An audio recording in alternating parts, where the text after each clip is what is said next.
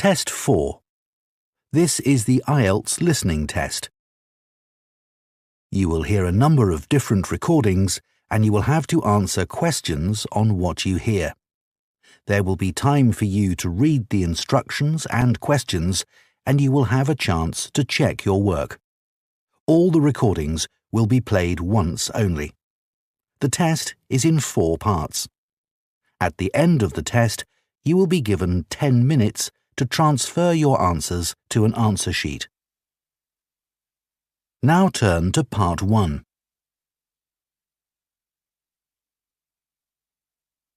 Part 1. You will hear a supervisor in a supermarket talking to a new worker on her first day. First, you have some time to look at questions 1 to 6.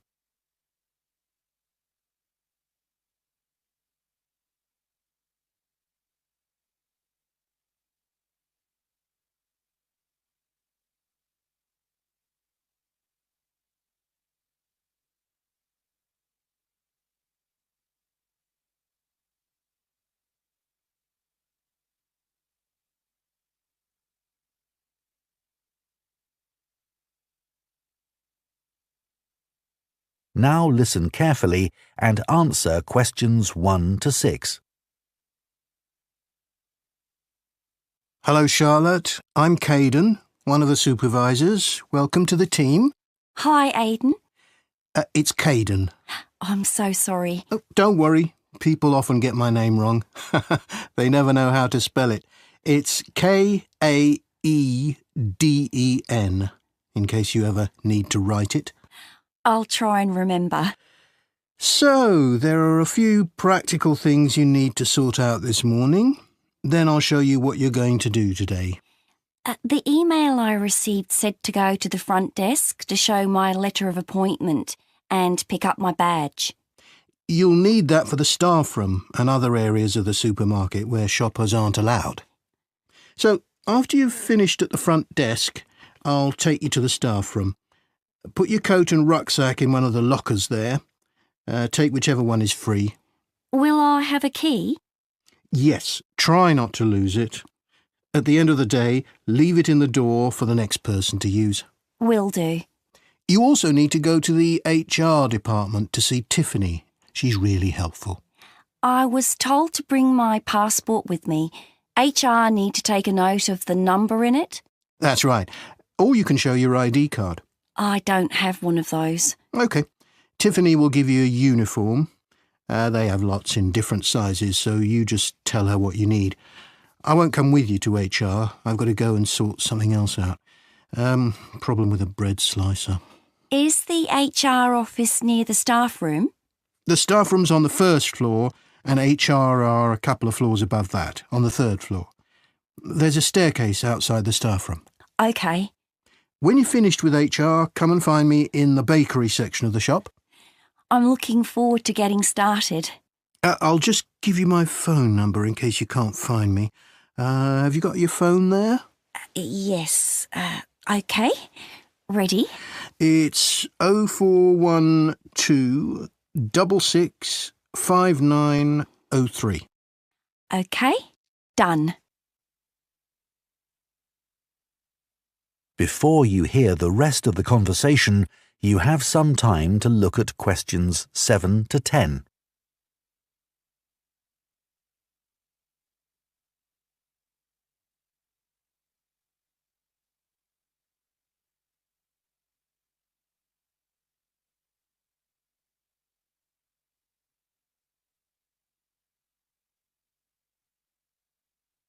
Now listen and answer questions 7 to 10.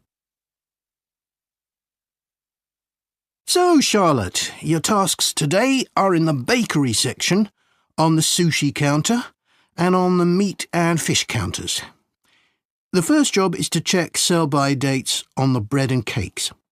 If any of the dates are today's, put a new price label on the packaging. What if any of the labels are yesterday's dates or older? Do I throw those items away? Yes, but that shouldn't happen. We check the stock every day. When something needs a new price label, put a yellow one on the package, next to the original price. OK. After that, you'll go to the sushi takeaway counter. Will I be preparing boxes of food? For today, you'll just be helping the staff. Yes, of course. You'll see lots of flat cardboard boxes at one end of the counter. Beneath those is where we keep the plastic boxes.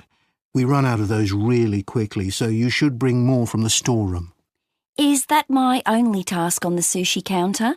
No, you also need to clean the area where they prepare the dishes. There are cloths and bottles of spray by the sink.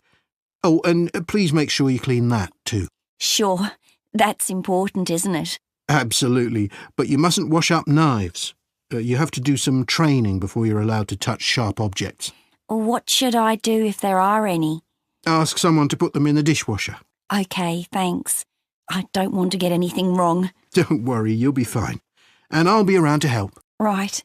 Finally, the meat and fish counters. You need to clean the area where staff serve customers, including wiping the weighing scales. OK. Anything else? The fish is laid on ice, but when that starts to melt, you'll need to get more from the cold room. I know the staff on the food counters wear a hat. Will that be the same for me? You won't be serving customers directly, so no. But make sure you put on thermal gloves when you take anything out of the cold room.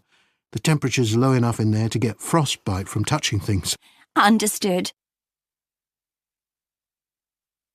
That is the end of Part 1. You now have 1 minute to check your answers to Part 1.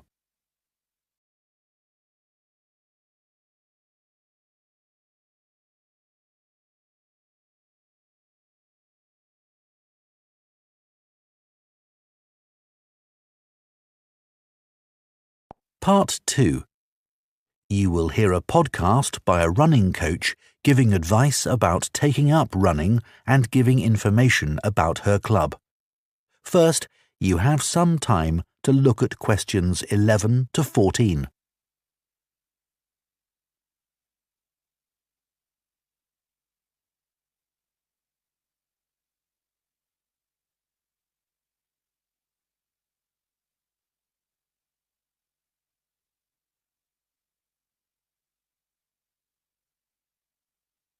Now listen carefully and answer questions 11 to 14. My name's Liz Fuller and I'm a running coach with Compton Park Runners Club. Welcome to my podcast. If you're thinking about taking up running, I'm here to help. There are many training programs available online which aim to help people build up to running 5 kilometres. Some of them are great, and thousands of people of all ages are taking part in 5-kilometre races across the country as a result. People like them because they're easy to follow and don't push them too hard. However, they don't work for everyone, especially if you suffer from something like a heart condition or asthma, because they're aimed at people with average fitness and running ability. Another thing is that everyone is different. And if you have any specific questions related to your needs, there's no one to provide any answers. I have a couple of simple tips I always give to new runners. I expect you've been told to run very slowly until your fitness increases. Well, I find that can prevent progress. You should run at a speed that feels comfortable, but time yourself and try to run a bit faster each time. Listening to music can be very helpful. It takes your mind off things and helps your body get into a rhythm. I'd say that is better than running with a friend, especially as most people are competitive, and that's not what you want when you're just starting. I don't think the time of day is especially important. Some people are better in the evening, while others are morning people, but you need to be consistent. So aim to train regularly. Twice a week is enough to begin with. Before you hear the rest of the podcast, you have some time to look at questions 15 to 20.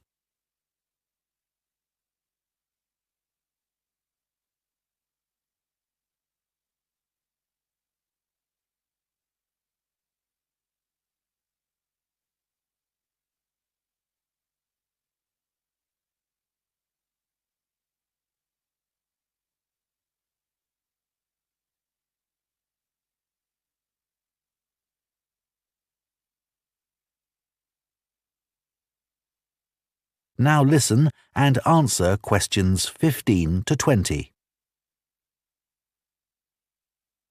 New members often say to me that they've been put off running either because they lack confidence, or they don't have time, or they think they dislike running. Kerry, for example, joined the club 2 years ago at the age of 40. She'd always enjoyed running at school, but wasn't sure if she'd be able to do it. She was worried about being left behind and being the slowest runner. But she says she was made to feel so welcome, she soon forgot all about that. James had always hated the idea of running, but a friend encouraged him to come along for a taster session, and he hasn't looked back. He never misses a training session, despite having a really demanding job. Leo was worried about having to commit himself to training sessions every week and wasn't sure he'd be able to fit training into his busy schedule. But after experiencing a lot of stress at work, he came along to us and gave it a go. Now he says he feels much more relaxed and he looks forward to his weekly run. Mark is quite typical of our new members. He's never considered himself to be a sporty person, and it was only when he retired that he decided to take up the challenge of trying to run 5 kilometres. It took him months to find the courage to contact us, but felt reassured immediately, as there were other people his age who were only just taking up running for the first time. My own journey hasn't been easy. I did my first marathon when I was 37, after having had 2 kids. My husband had been running marathons for years, but I never dreamed I'd be doing one with him. I managed to complete it in 4 hours, but I felt like giving up halfway through. It was only the support of the spectators that kept me going. I do think signing up for a race of whatever length is motivating, whether it's 5k or 25k, because it's good to have something to work towards, and it gives you a sense of achievement. I did my first 10k after only 6 months, which was certainly very challenging and not something I'd necessarily recommend. But after you've been training for a few weeks, it's worth putting your name down for a 5k. Some people find they only need a few practice runs before taking part in a race, but I'd give yourself a couple of months at least. Well, I hope that's given you a really good idea of what... That is the end of part 2. You now have 30 seconds to check your answers to part 2.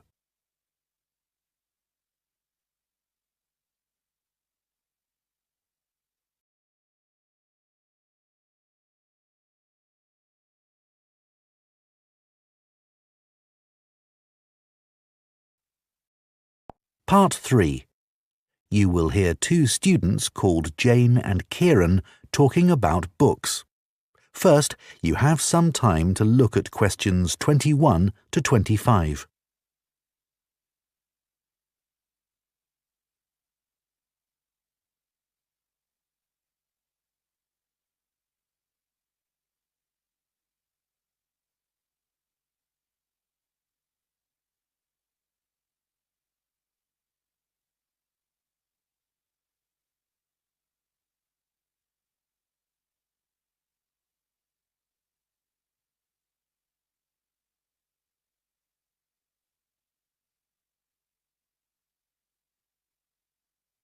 Now listen carefully and answer questions 21 to 25. So, Jane, you'll be off to Denmark soon to do your work placement. Yes, I'm really looking forward to it. And I've just started packing up all my books to put in storage. Well, I hope they don't get spoilt. It's okay. My grandfather works in a bookshop and he told me how to pack them. Oh, that's helpful. He says you have to support the spine, otherwise the paper can come away from the cover. Yeah, that's obvious. He also told me to pack them flat in the box, not on their side. Again, because they can bend, and if you leave them like that for, say, a year, it's quite hard to get them back to their normal shape. Well, it's pretty clear that ruins them. But a lot of people just can't be bothered to protect their books. He always says it's such a shame that publishers don't use better quality paper. It's the acid in the paper that causes the problem, isn't it? Yeah, that's why old books go yellow. You know, some of the books my grandfather's given me are like that already. Oh. I should dump them really if they're going to deteriorate further, but I'd feel bad. They'll always remind me of him. He's quite a collector, you know. Well, if they're important to you. Yeah, I'd regret just throwing them away. You know, maybe it's because I was taught to treasure books, but I hate seeing students force open the pages of paperbacks. They press so hard they end up breaking the spine. I know. But unfortunately, paperbacks aren't designed to last a long time, and people know that.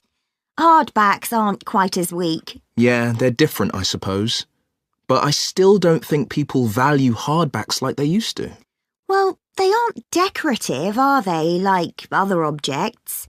Plus, nowadays, people don't keep them out on shelves as much as they used to. That's such a pity. When I visit someone, if they have, say, a colourful book on a table, it's the first thing I'm drawn to. I agree. And book covers can be a work of art in themselves. Some are really eye-catching. I've always been taught to handle books carefully. If you watch someone take a book off a shelf, well, they usually do it wrong. My grandfather says you should put your hand right over the top of the book. Or, if you can't do that, pull the other books on the shelf aside so that you can hold the whole cover. When did you learn all this? He watched me pull a heavy book off the shelf when I was small, and it fell on the floor and broke apart. Oh dear. Oh, I can still remember it. You know what I really like? What? The smell of new books. Me too. My parents used to laugh at me when I was a kid because I loved putting books up to my nose, almost as much as reading them. New books aren't cheap though, are they? I guess we're lucky we can buy them.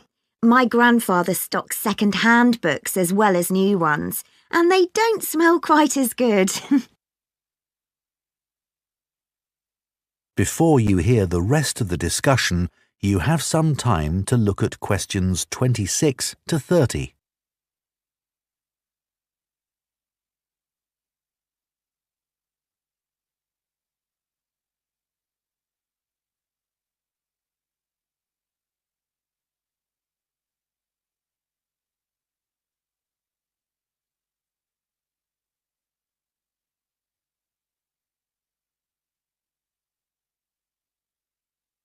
Now listen and answer questions 26 to 30. I'd love to have a bookshop like your grandfather. What's it like? Well, it's quite big. It's got 2 floors and an attic, and he stocks all kinds of books, really. I guess he treasures things like first editions and other rare books. Yeah, you might think he'd keep those in the attic or somewhere. So they'd be hidden? Yeah, but he likes people to know that he has them. So he puts them out in the shop, but makes sure you need a ladder to get them. Right, that would prevent any thefts. Uh-huh.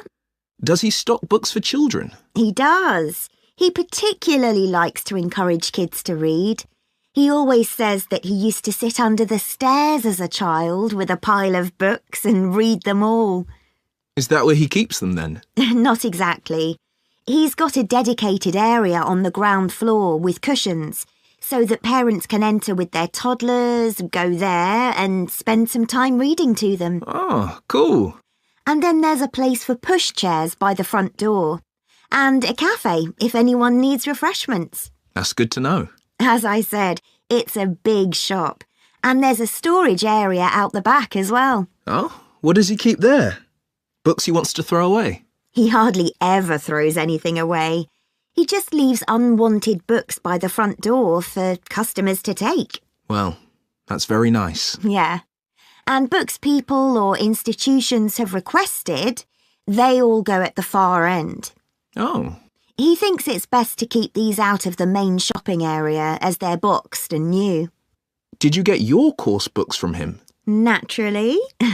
He stocks books for a lot of the colleges. He used to keep these books on the first floor, but now there's a new university in my hometown. He's moved them downstairs to attract the students. They're actually part of the coffee shop, on low shelves all around it. Pretty central then. You'll have to take me there sometime. That is the end of Part 3. You now have 30 seconds to check your answers to Part 3.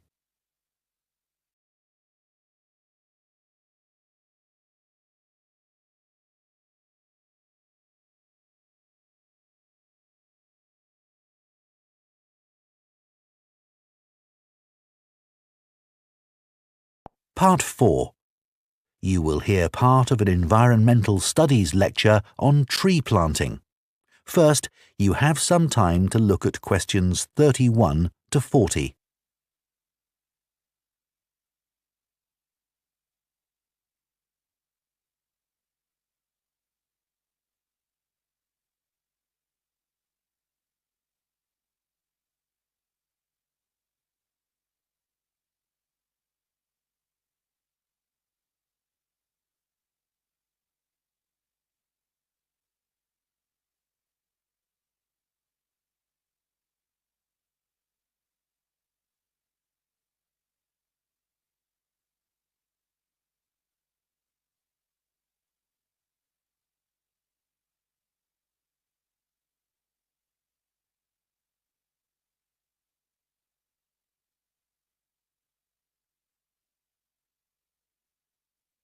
Now listen carefully and answer questions 31 to 40. Tree planting now dominates political and popular agendas and is often presented as an easy answer to the climate crisis, as well as a way for business corporations to offset their carbon emissions. But unfortunately, tree planting isn't as straightforward as some people think. When the wrong trees are planted in the wrong place, it can do considerably more damage than good, failing to help either people or the environment. Reforestation projects are currently being undertaken on a huge scale in many countries, and it's crucial that the right trees are selected. A mix of species should always be planted, typical of the local natural forest ecosystem and including rare and endangered species, in order to create a rich ecosystem. It's important to avoid non-native species that could become invasive. Invasive species are a significant contributor to the current global biodiversity crisis and are often in competition with native species and may threaten their long-term survival. Restoring biodiversity that will maximise carbon capture is key when reforesting an area, but ideally any reforestation project should have several goals. These could include selecting trees that can contribute to wildlife conservation, improve the availability of food for the local community, and maintain the stability of soil systems. Meeting as many of these goals as possible, whilst doing no harm to local communities, native ecosystems, and vulnerable species, is the sign of a highly successful tree planting scheme. To ensure the survival and resilience of a planted forest, it's vital to use tree seeds with appropriate levels of genetic diversity, the amount of genetic variation found within a species essential for their survival. Using seeds with low genetic diversity generally lowers the resilience of restored forests, which can make them vulnerable to disease and unable to adapt to climate change. Choosing the right location for reforestation projects is as important as choosing the right trees. Ultimately, the best area for planting trees would be informally forested areas that are in poor condition. It's better to avoid non-forested landscapes such as natural grasslands, savannas or wetlands, as these ecosystems already contribute greatly to capturing carbon.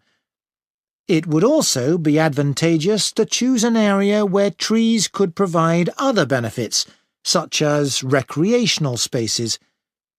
Reforesting areas which are currently exploited for agriculture should be avoided, as this often leads to other areas being deforested.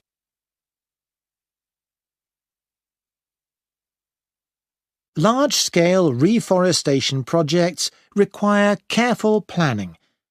Making the right decisions about where to plant trees depends on having the right information. Having detailed and up-to-date maps identifying high-priority areas for intervention is essential. Drone technology is a useful tool in helping to prioritise and monitor areas of degraded forest for restoration. In Brazil, it's being used to identify and quantify how parts of the Amazon are being devastated by human activities, such as rearing cattle and illegal logging.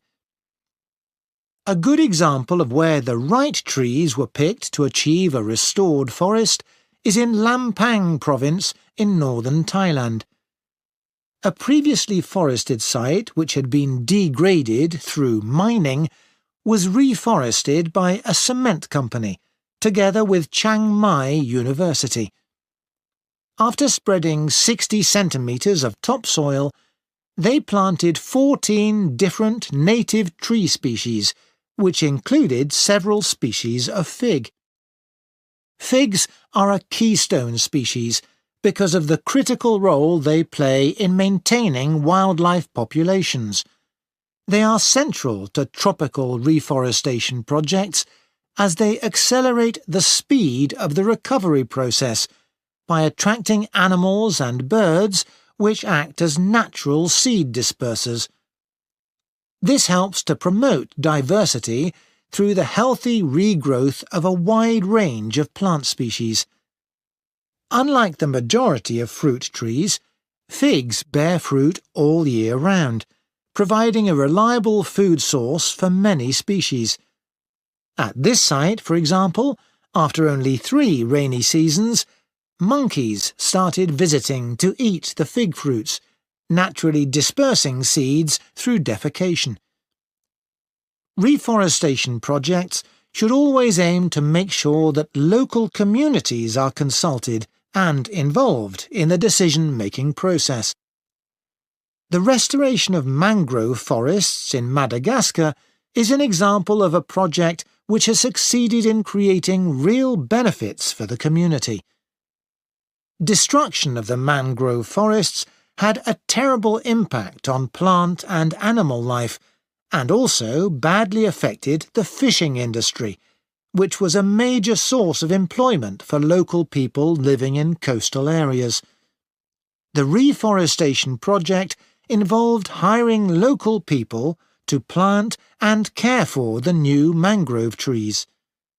Millions of mangrove trees have now been planted, which has resulted in the return of a healthy aquatic ecosystem. The mangroves also act as a defence against the increased threat of flooding caused by climate change. What's more, the local economy is more stable, and thousands more Madagascans are now able to send their children to school. One other important point to consider. That is the end of Part 4. You now have 1 minute to check your answers to Part 4.